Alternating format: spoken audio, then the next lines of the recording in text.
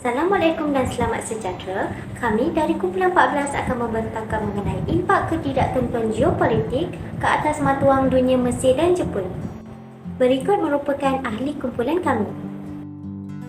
Pertama sekali ialah latar belakang negara Mesir. Mesir bukan sebuah negara yang berada di timur Laut Afrika. Sepadannya ialah Laut Merah di timur, Palestin di timur laut, Libya di barat dan Sudan di selatan. Untuk ekonomi Mesir, mereka merupakan negara yang sedang membangun dan industri utama mereka ialah tekstil, pemprosesan makanan, pelancongan, bahan kimia, farmasetikal, hidrokarbon, pembinaan, simen dan logam.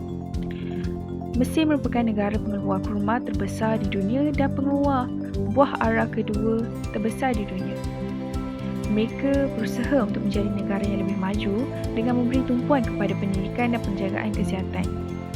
Mesir juga berusaha untuk menarik pelaburan asing dengan menyediakan insentif kepada pelabur dan mewujudkan persekitaran perniagaan yang lebih menarik.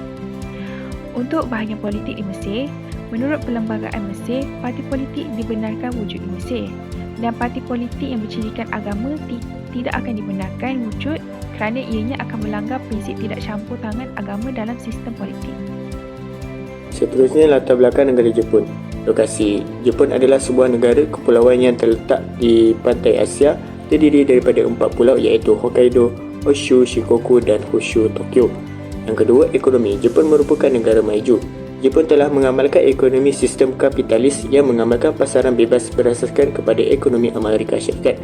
Jepun sangat terkenal dengan kemahirannya menghasilkan produk teknologi dan merupakan pengeluar kereta ketiga terbesar di dunia dan pengeluar barangan elektronik terbesar di dunia. Yang terakhir, politik. Mengamalkan sistem beraja berperlembagaan, Maharaja Jepun mempunyai kuasa yang sangat terhad. Data-data yang diperoleh oleh kumpulan kami adalah datangnya daripada data sekunder. Kami telah menggunakan saluran laman seseorang Bank Negara Malaysia untuk memperoleh data pertukaran mata wang bagi negara Mesir dan Jepun terhadap ringgit Malaysia. Laman seseorang tersebut merupakan sumber terbuka di mana data tersebut boleh dicapai oleh sebarang pihak. Secara keseluruhannya, kami telah menggunakan data berstruktur atau kuantitatif kerana data-data yang diperoleh oleh kami dipersembahkan dalam bentuk jadual dan graf. Seterusnya, metodologi. Dalam analisis pertukaran mata wang negara Jepun dan Mesir dari Oktober 2018 hingga September 2023, data deskriptif memberikan pencerahan mengenai pergerakan purata pertukaran mata wang bagi kedua-dua negara tersebut. Hasil ini memberikan gambaran yang terperinci tentang tren mata wang dan membolehkan pemahaman yang lebih mendalam untuk mengenal pasti trend serta faktor-faktor yang mungkin mempengaruhi dinamik pertukaran mata wang antara kedua-dua negara ini selama tempoh tersebut. Ini merupakan laporan pertukaran mata wang negara Mesir terhadap ringgit Malaysia dan dapat dilihat bahawa mata wang negara Mesir telah mengalami penurunan ketika berlakunya pandemik COVID-19. Walau bagaimanapun, ketika pasca pandemik COVID-19, mata wang negara Mesir telah mengalami peningkatan. Kini kita memasuki laporan pertukaran mata wang negara Jepun terhadap ringgit Malaysia dan dapat dilihat bahawa kedua-dua mata wang negara Mesir dan juga Jepun telah mempunyai pola yang hampir sama, iaitu ketika berlakunya pandemik COVID-19, mata wang Jepun telah mengalami penurunan. Walau bagaimanapun, ketika pasca COVID-19, mata wang Jepun telah mengalami peningkatan. Kemudian adalah refleksi impak COVID-19 terhadap kestabilan mata wang. Pandemik COVID-19 telah menyebabkan banyak kemerosotan ekonomi seperti pengurangan pengeluaran dan ketidakpastian pasaran. Sedikit sebanyak ini telah memberi tekanan terhadap kestabilan mata wang utama dan menyebabkan fluktuasi dan penurunan nilai. Selain itu, terdapat gangguan dalam rantaian bekalan dan pengurangan pergerakan antarabangsa. Ini telah memberi kesan terhadap pertukaran perdagangan dan kedudukan global sesuatu mata wang. Hubungan perdagangan antarabangsa ini telah mempengaruhi nilai mata wang. Namun begitu, Bank Pusat di seluruh dunia telah memainkan peranan penting dalam menangani kesan ekonomi pandemik. Penurunan kadar faedah, dasar kewangan longgar dan pelaksanaan pelbagai insentif ekonomi telah mempengaruhi kestabilan mata wang. Kesimpulannya, pandemik COVID-19 telah mencipta landscape ekonomi yang penuh dengan cabaran dan peluang untuk kestabilan mata wang. Apabila nilai mata wang terkesan oleh ketidakpastian dan gangguan ekonomi, usaha pemulihan dan reformasi kewangan boleh menjadi pendorong ke arah pemulihan. Baiklah, marilah kita beralih pula kepada refleksi impak politik terhadap kestabilan mata wang. Berikutan peristiwa Arab Spring, purata turun naik dalam mata wang EGP dalam tempoh 3 tahun iaitu dari tahun 2011 sehingga 2013 dikira pada 0.000199 menunjukkan keadaan ekonomi yang secara amnya lemah di masa pada ketika itu. Hal ini adalah kerana sebahagian besarnya dipengaruhi oleh keadaan politik negara yang tidak stabil. Refleksi impak polisi terhadap kestabilan mata wang.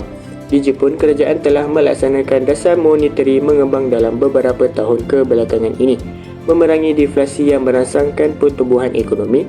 Salah satu langkah utama yang diambil oleh Bank of Japan adalah melalui pengenalan kadar faedah negatif yang bertujuan untuk menggalakkan peminjaman dan pembelanjaan. Manakala di Mesir pula, Mesir telah melaksanakan dasar penurunan mata wang untuk menangani cabaran ekonominya.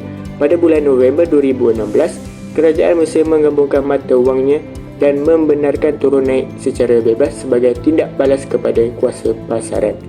Seterusnya saya akan menerangkan tentang cabaran terhadap cadangan pelaburan.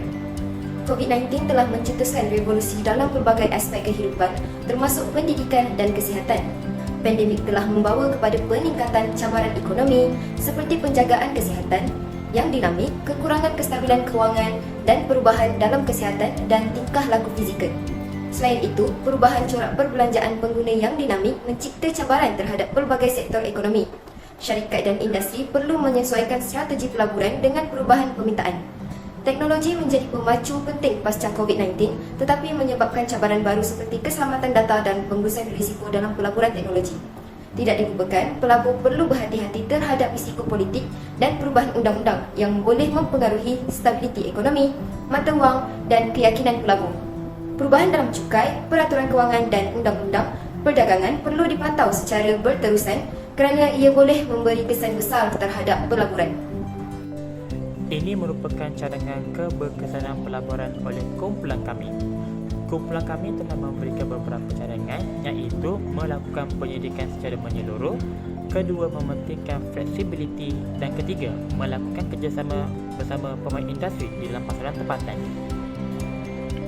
Kesimpulannya, ketidaktentuan geopolitik telah menjadi faktor utama dalam menentukan arah pergerakan mata wang dunia.